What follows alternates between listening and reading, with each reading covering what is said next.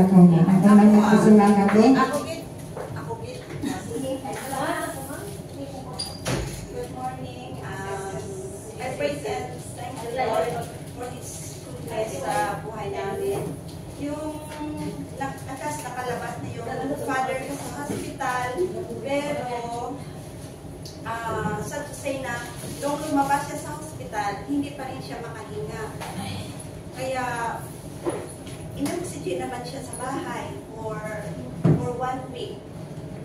Tapos sabi pa ng ayaw kumain kasi siguro na sobrahan ng mga antibiotics doon sa hospital, ayaw kumain.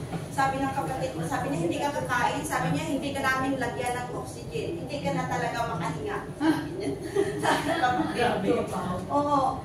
Ngayon, kahit yung fighter ba siya na kahit yun ang naramdaman na hala, kumakain siya pero parang lumalabas ba? Oo, lumalabas. Pero sa ngayon, parang naka-recover na siya. I hope na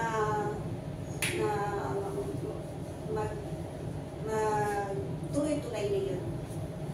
Tapos, ito naman ang nanay ko. Magkasakit yung tatay ko. Parang na-stress din siya, nagkakasakit din siya. Sabi ko, ano pa naman yan? Oo. Sabi ko, ano ba talaga yan? Sabi ko, bakit dalawa na kayo? Ang hirap. Sabi ko, ganun. Pero, nagpapasalamat ako sa Panginoon sa strength na binibigay niya sa amin, sa financial support na binibigay niya, at sa cooperation naman ng mga kapatid ko. Yan ang pinapasalamatan ako. At saka sa good health na binibigay niya sa amin. Pinabalik ko ang pagpasalamat sa Panginoon. Amen. So, next. Sino pa? Sige, maraming tayong pasalamat.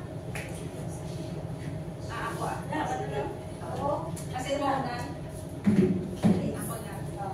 Ako, nagpapasalamat ako kay Lord sa, alam mo na yung pasensya ng isang nanay na mahaba. Na kahit puputok na yung hanggang kaya pagdating yung dila mo, para hindi ka mapagsalita ng masama. Gagawin. Kasi mahirap na malayo. Anak mo, tapos nandito ka. Pag nakapagsalita ka ng gano'n sa kanya, hindi mo alam kung anong nasa isip. Kaya hanggat kaya mong gagawin yung dila mo, i-hold mo na lang muna. Yung anak ko kasi, tinransfer ko yun sa Pamuntин Province last year kasi ang daming bad influence dyan sa pagpapagawa sa amin. Ngayong year, umuwi ng Imaras. So, in-enroll ko. Enrolled na siya. Ngayon, na-involve siya sa isang motor na may friend siyang may mga record na pala napasama siya doon. So ngayon, na-involve siya. Nagulat na naman na pinipak sila ng pulis.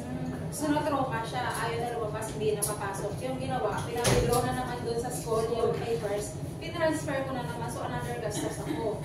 Pero okay lang kasi yung provision ni Lord nandun, yung guidance. And ngayon nakakuha akong bahay doon. Yung nanay ko hindi ang patali. Gusto niya ilipat talaga yung anak ko. So parang na rin sa protection ng nanay ko, alam mo na yung mga matatanda at mga high blood. Sama ka na doon. Sumama talaga siya doon. So ngayon nandun silang dalawa. And I thank God sa protection nilang dalawa. And na-provide naman ni Lord lahat. Amen.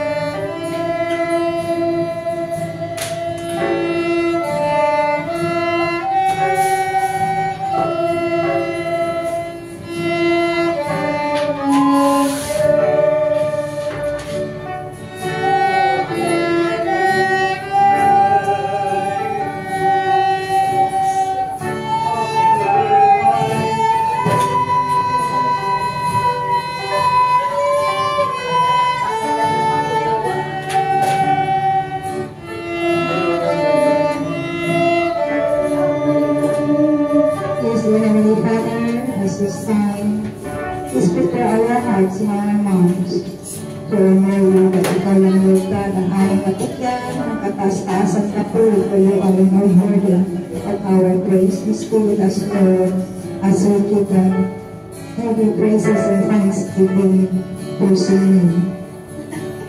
Let us sing the song, We Keep Me Singing. Please stand up as we sing the song.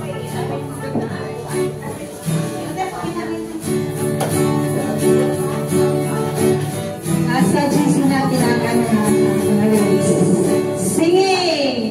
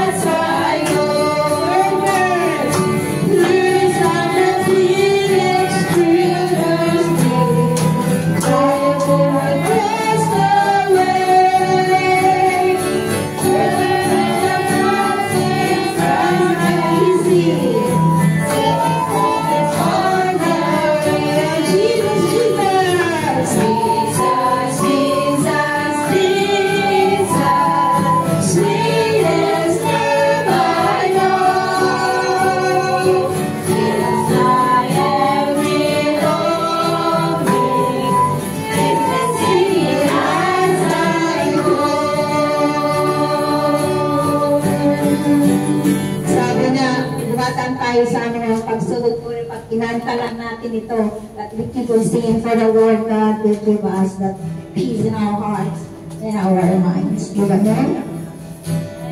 Let us keep singing. Let's thank God for His goodness in our life.